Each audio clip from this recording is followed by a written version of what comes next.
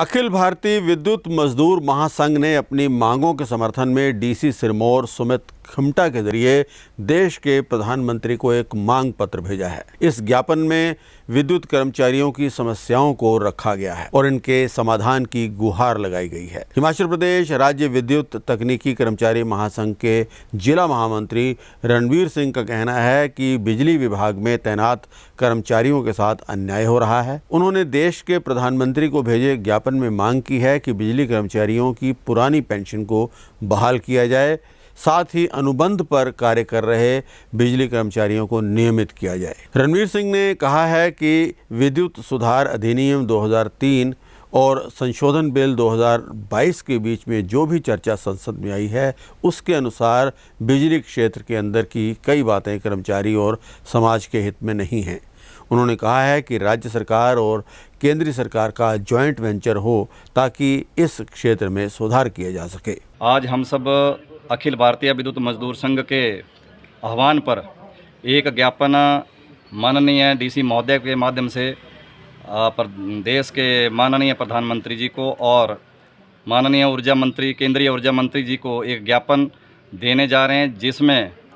विद्युत सुधार अधिनियम 2003 एवं संशोधन बिल 2022 के ऊपर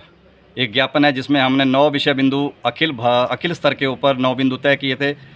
ताकि केंद्रीय सरकार इन 9 बिंदुओं के ऊपर सोच विचार कर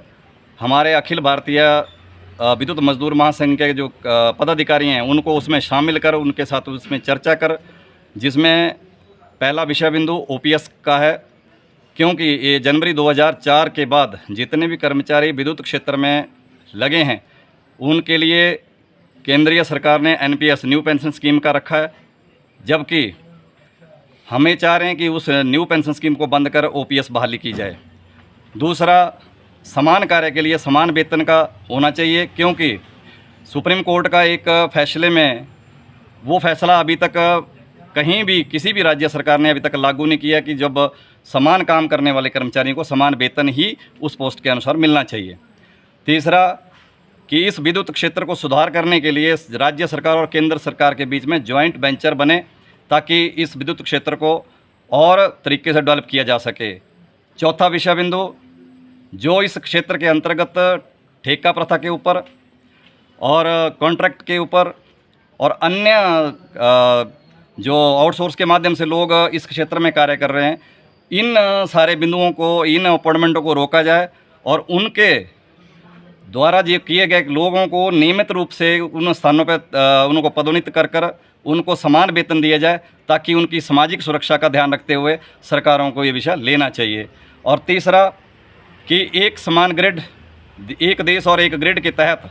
पूरे देश के अंदर जितने भी विद्युत क्षेत्र में कर्मचारी हैं, इनको समान सेवा शर्तें और समान वेतन के आधार पर एक ग्रिड एक देश के तहत लाया जाए, ताकि इस विद्युत क्षेत्र को और हम सब मिलकर इसको बहुत ऊपर ऊंचे ले जाएं। इसी के साथ मैं अपनी बात को यहीं ख़त्म करता हूँ।